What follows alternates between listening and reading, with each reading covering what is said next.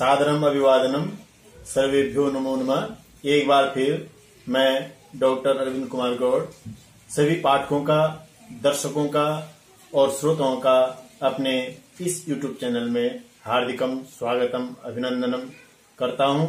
और आज हम हिंदी व्याकरण का एक नया विषय वस्तु लेकर के आप लोगों के सामने प्रस्तुत हैं।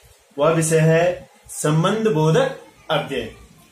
जो अविकारी शब्द हैं, जो अव्यय हैं, उनके जो 5 भेद हैं और 5 भेदों में से जो एक भेद है संबंध बोधक अव्यय, आज हम उस पर विस्तार से चर्चा करेंगे। आशा करता हूं आप लोग ध्यान से देखेंगे, सीखेंगे और देखने के बाद वीडियो को शेयर जरूर करें। और यदि अभी तक चैनल सब्सक्राइब नहीं किया है तो चैनल को सब्सक्राइब अवश्य करें। संबंध बोधक अव्यय। अविकारी शब्दों के जो 5 भेद है उनमें से एक भेद है संबंध बोधक अव्यय। वैसे इसके नाम से ही बहुत कुछ स्पष्ट हो जा रहा है। संबंध बोधक अव्यय अर्थात ऐसे अविकारी शब्द, ऐसे अव्यय शब्द जो संबंधों का बोध कराते हैं। सामान्य बात बोलो मैं, जो शब्द से ही जो अर्थ का पता लग रहा है वो यहां पर बताया संबंध बोधक, संबंधों का बोध कराने वाले अविकारी शब्द। सर्वप्रथम हम कुछ उदाहरण दे लेते हैं जिनको हम रोज पढ़ते हैं, लिखते हैं, सुनते हैं और समाचार पत्रों में लगातार पढ़ते रहते हैं। तो किस प्रकार से हम इन वाक्यों में संबंध बोधक अव्ययों का प्रयोग करते हैं और किस प्रकार से हम संबंध बोधक अव्ययों की पहचान कर सकते हैं। तो सर्वप्रथम हम क्या करेंगे, इन उदाहरणों को ध्यान से पढ़ेंगे। नंबर 1, घर के ऊपर चिड़िया बैठी है। घर के ऊपर चिड़िया बैठी है। अब यहां पर घर के और चिड़िया बैठी है, तो जो घर के ये जो संज्ञा शब्द है इसके साथ चिड़िया बैठी है का संबंध कौन जोड़ा है? ऊपर शब्द। ये संज्ञा शब्द है, इस संज्ञा शब्द का संबंध अन्य शब्दों से कौन शब्द जोड़ा है? ऊपर। दूसरा वाक्य, धन के बिना कोई काम नहीं होता। धन के ये संज्ञा शब्द है, इसका संबंध वाक्य के दूसरे शब्दों से कौन जोड़ा है? बिना। तो धन के बिना कोई काम नहीं होता। तो बिना शब्द जो है, जो संज्ञा शब्द है धन, इसका इस वाक्यांश के साथ संबंध जोड़ा है। अगला है, राम के बाद कोई अवतार नहीं हुआ। राम के बाद कोई अवतार नहीं हुआ। तो राम के ये संज्ञा शब्द है, इधर है कोई अवतार नहीं हुआ। तो कोई अवतार नहीं हुआ और राम का आपस में संबंध कौन सा शब्द जोड़ा है? बाद। ये बाद शब्द क्या संबंध जोड़ा है? इस संज्ञा का इस वाक्यांश के साथ अन्य शब्दों के साथ संबंध जोड़ा है। अगला उदाहरण देखिए ध्यान से, मेरे घर के सामने मंदिर है। मेरे घर के सामने मंदिर है। तो मेरे घर के, ये जो संज्ञा शब्द है घर के और मंदिर है, इनका संबंध आपस में कौन जोड़ा है? सामने। ये जो शब्द है सामने, तो मेरे घर के सामने मंदिर है। तो यहां पर जो संबंध जोड़ने का काम जो शब्द कर रहा है कौन सा शब्द है? सामने। अगला उदाहरण, इन लोगों की तरफ देखो कितने भले हैं। इन लोगों की, ये जो संज्ञा शब्द है, देखो कितने भले हैं, इन शब्दों से कौन संबंध जोड़ रहा है? तरफ। ये जो तरफ शब्द है, इन लोगों की देखो कितने भले हैं, इनको आपस में जोड़ने का काम कर रहा है तरफ। अगला वाक्य है, वह रमेश के सहारे ही पास हो जाता है। वह रमेश के सहारे ही पास हो जाता है।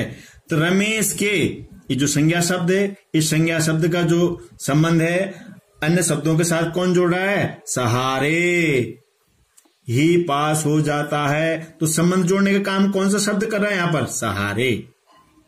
अगला, मेरे पीछे मेरी परछाई है। मेरे पीछे, इसका संबंध परछाई है से कौन जोड़ रहा है? पीछे। जो मेरा संबंध है वाक्य से, वाक्य के अन्य शब्दों से कौन शब्द जोड़ रहा है? पीछे शब्द जोड़ रहा है। अगला,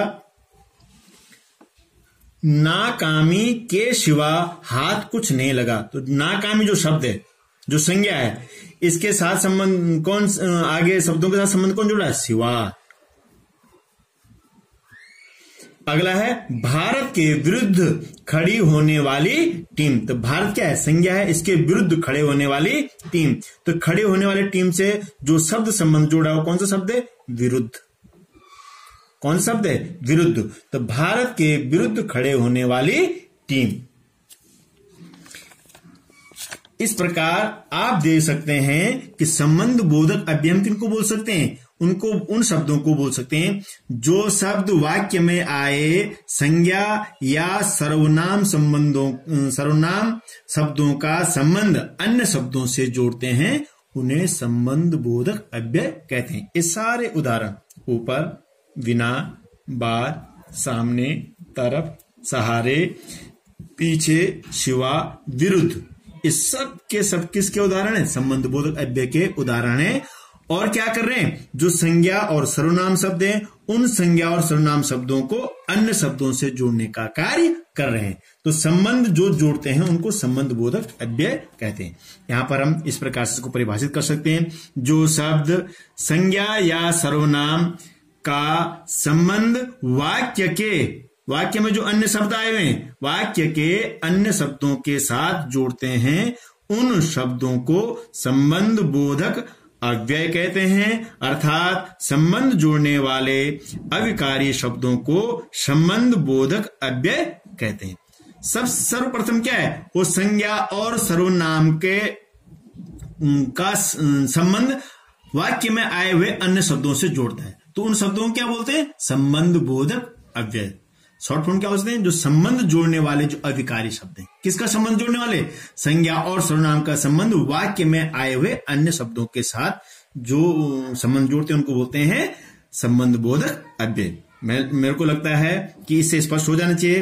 पहले हम उदाहरण पढ़ेंगे, उदाहरणों में इस प्रकार के उनको ढूंढेंगे, फिर उनको चिन्हांकन करेंगे।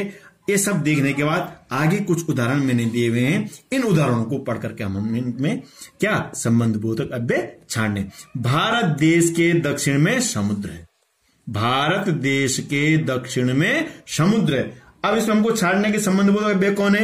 कौन संज्ञा और सर्वनाम को वाक्य के दूसरे शब्दों से जोड़ा है? भारत देश के दक्षिण में समुद्र है, संज्ञा है। भारत देश संज्ञा है। तो क्या बता रहे हैं? कौन जोड़ा है इनको? दक्षिण। ये दक्षिण क्या हो गया? संबंध बोधक अव्यय हो गया। अगला वाक्य देखिए, इस जंगल के बीचों बीच नदी बहती है। जंगल संज्ञा हो गया कि नहीं हो गया? नदी बहती है संज्ञा हो गया कि नहीं? तो कौन जोड़े इनको आपस में? बीचों बीच। ये जोड़ने का काम कर रहा है, संबंध बनाने का काम कर रहा है। तो ये बीचों बीच क्या हो गया? संबंध बोधक अव्यय हो गया। अगला उदाहरण है, युधिष्ठिर के बाद कोई धर्मराज नहीं हुआ। तो युधिष्ठिर संज्ञा है। अब इसको कौन जोड़ने का काम कौन कर रहा है? बाद। धर्मराज नहीं हुआ, तो ये जो बाद है ये संबंध बोधक अव्यय हो गया। युधिष्ठिर जो संज्ञा है इसको वाक्य के अन्य शब्दों के साथ जोड़ा है। अगला है, पिता की आज्ञा के खातिर राम वन गए। तो क्या? पिता की आज्ञा के खातिर संज्ञा है, राम वन गए। इसका संबंध कौन जोड़ा है? कौन सा शब्द जोड़ा है? संबंध जोड़ने वाला काम कौन सा? खातिर। तो खातिर क्या हो गया? संबंध बोधक अव्यय हो गया। इसी प्रकार अगला उदाहरण देखेंगे, कश्मीर से कन्याकुमारी पर्यंत भारत है। ये संज्ञा शब्द हैं। कश्मीर, कन्याकुमारी, भारत है। तो इनको आपस में जोड़ने का काम कौन सा शब्द कर रहा है? कौन सा शब्द संबंध जोड़ रहा है? पर्यंत। यहां पर पर्यंत क्या हो गया? संबंध बोधक अव्यय हो गया। अर्जुन के समान एकलव्य भी धनुर्धर था। अर्जुन संज्ञा शब्द है, एकलव्य भी धनुर्धर था। तो ये जो संज्ञा शब्द है अर्जुन, इसको वाक्य के अन्य शब्दों के साथ कौन सा शब्द जोड़ा है? समान। इस प्रकार से ये समान शब्द यहां पर संबंध बोधक अव्यय है। इस प्रकार से इन उदाहरणों से हम कह सकते हैं कि जो वाक्य में आए हुए संज्ञा और सर्वनामों का संबंध अन्य शब्दों से जोड़ते हैं, उन शब्दों को संबंध बोधक अव्यय कहते हैं।